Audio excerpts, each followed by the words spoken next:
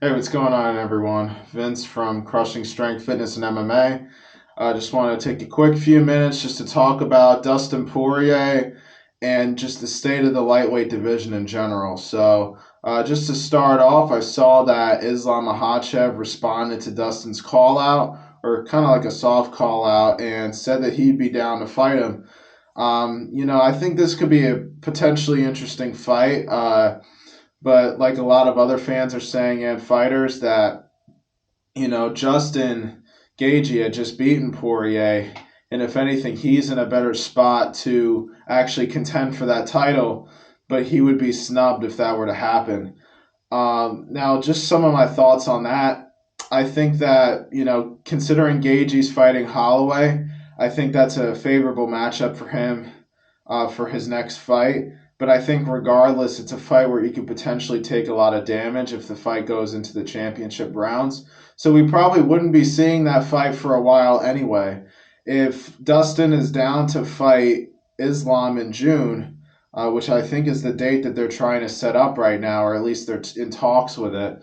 I think if Dana's cool with it, I don't see why not. I think Dustin has been at the top for so many years. He's had a few shots at the title, but I think if he just it's mainly the same issues with Dustin. Unfortunately, usually once it hits the ground, there's an issue. Even against Charles Oliveira, he's got a great ground game. It just seems like when he gets taken down late into the later rounds, it seems like his defense kind of crumbles a little bit. He was submitted against Habib and against Oliveira. So, a fight with Islam, if anything, Islam's ground game is getting to be the same level as Habib's used to be. Not quite there yet, but most likely will be there at some point. So, as for a matchup, I think if he could connect on Islam, of course he could get him in trouble and he could potentially get a quick knockout or TKO like he did against Saint Denis. But the chances of that happening, who knows? I think the fight would be almost identical to his fight with Habib, except for the fact that despite Habib having 30 fights and all that, and considering the competition he's fought and the fact that he never really got hit as hard as some of the other guys did in that division, I still think he probably had a better chin than Islam does, considering Islam got finished against, in his debut. So, oh yeah, that's going back too. That was Adriano Martins that knocked him out. I believe that was 2015, if I'm not mistaken, but not to get off topic here. We'll see what happens. It's an interesting fight if it does happen. If not, I think Justin Gaethje's the next contender. Moving on, Charles Oliveira, who's of course fighting Arman Saryukian for his next fight. I really love this fight. I think that it could potentially be an interesting ground battle, much like Saryukin's fight against Islam early on in his career. And if not, then it's a great fight on the feet as well. Arman showed that his striking could be just as potentially dangerous as his ground game is in his last fight against Beneil Dariush. So I think if that does stay on the feet, I would still say Oliveira might have a slight advantage just because of mainly just the height and the experience. He's great at landing shots like front kicks and roundhouse kicks and all that good stuff. But it's an interesting fight either way. No predictions for this yet. This fight isn't for a while anyway. But it's definitely has high stakes. Islam, if he could stay champion, if this Poirier fight does happen, he's going to have quite the lineup. When it comes to title defenses. Right after that's probably going to be Justin Gaethje, and right after that, whoever wins that will probably be versus Oliveira versus Saryukian, the winner of that fight. So high stakes fight coming up for them. Now Michael Chandler, this is kind of a sad case here because the McGregor fight fell through, and I understand that maybe Chandler, considering McGregor's past history, the past few years of not being 100% consistent or committed to UFC at this point in time, maybe he should have reconsidered and taken another fight instead, or opted for another fight. Instead, he's chose to wait it out and fight Connor. And it just seems like the more the fight gets teased about from Connor, from anyone, it just seems like the less chance of a chance the fight has of actually happening.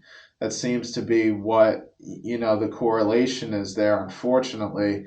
And it just kind of feels like Chandler's wasting away a lot of his prime years just waiting for this fight. Hopefully, if he could move on from it and get another fight, I think, there's a lot of interesting matchups for him. I say have him fight Mateus Gamrot. I think that's a great fight. Gamrot's coming off of that win against RDA.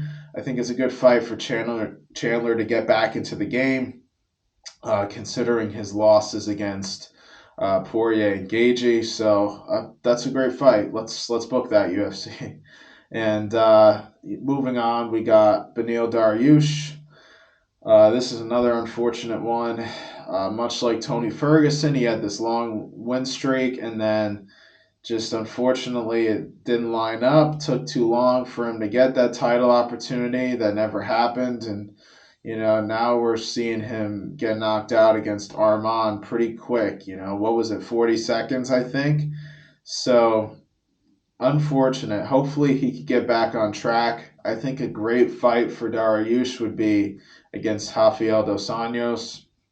I think that considering they're both coming off of losses, they're both vets in this game, and considering how well Dos Anjos did even in his loss against Gamrot, I think that's an incredible fight to make and could potentially be maybe a main event for a fight night show or on the main card of a pay-per-view.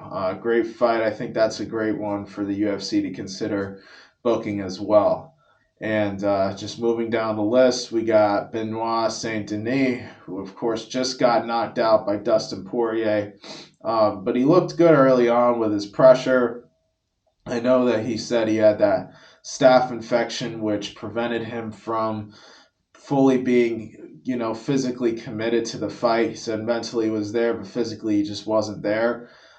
So it happens, unfortunately. Fighters go through this a lot. I remember when Kevin Lee had it, Luke Rockhold, a few years ago. The names, goes on and on, man. I mean, that's the nature of the sport. There's a lot of grappling, a lot of friction.